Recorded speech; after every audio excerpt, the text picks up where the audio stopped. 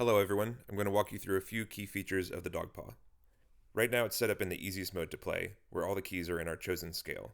In this case, that's C major, so the root note, C, is lit up in green, and the rest of the scale is in red.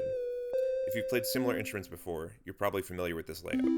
This is great for anyone that's new to music or the instrument, because it lets you explore easily with no wrong notes. What sets this instrument apart from other grid instruments are the dynamic keys we've designed.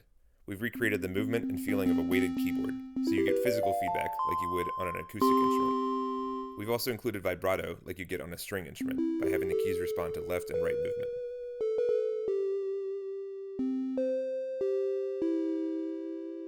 You can adjust the vibrato sensitivity at the turn of a knob, giving you complete control over your tuning when you want it.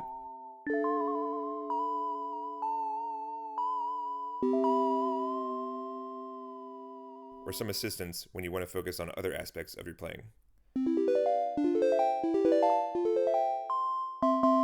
Everything you're hearing is coming from the built-in sound engine, so you can run a cable directly from a dog paw to a speaker or headphones to start playing immediately. No other gear necessary. It has synthesizer and sampling capabilities, as well as a host of effects. We'll have a longer video later with a deeper dive into the built-in sound engine. It also has MIDI and MPE output, so it's compatible with all of your DAWs, plugins, and synthesizers, including the newer ones that understand MPE messages. Some of you may be wondering, why is this any different from, say, a weighted digital keyboard? The biggest advantage of a grid instrument is its flexibility, so you get as much simplicity or complexity as you want from your instrument. To demonstrate this, I'll switch to chromatic mode, which lets you play all 12 notes. Here, again, we have our C in green, C major in red, but now the sharps and flats are included, letting us play more complex arrangements.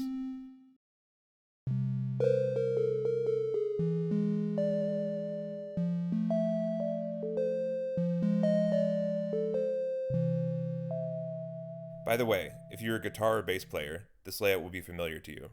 Imagine laying a bass down in front of you, with the strings running left to right. The notes are laid out the same here. For instance, an octave is 2 keys up and 2 to the right. Once you start to play, it only takes a few minutes to see the shapes you know from guitar on this grid.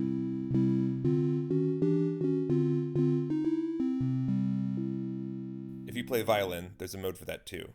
Simply switch the row interval to match a violin.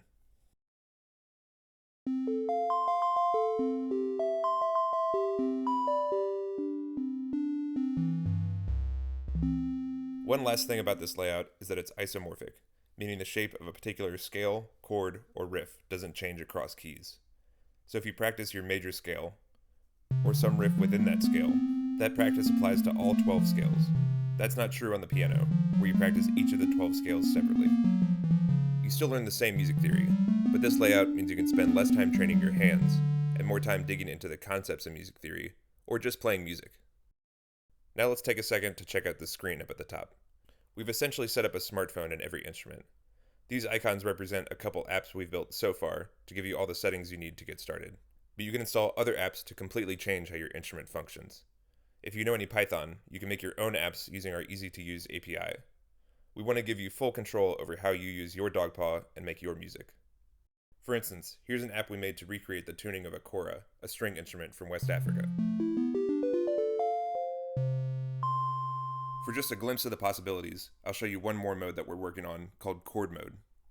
This layout's inspired by a guitar, where your right hand controls the dynamics and your left hand controls the harmony. So this column plays the notes in the chosen chord, and we can add a heavier sound by including our thumb on the middle column. We can also fingerpick by playing individual notes, and the adjacent columns give us access to sus chords and ornamentations. Our left hand chooses which chord to play in the top left quarter. And those 16 keys in the bottom left can be whatever you like. I usually set them to drums, so I control melody, bass, and percussion all at the same time.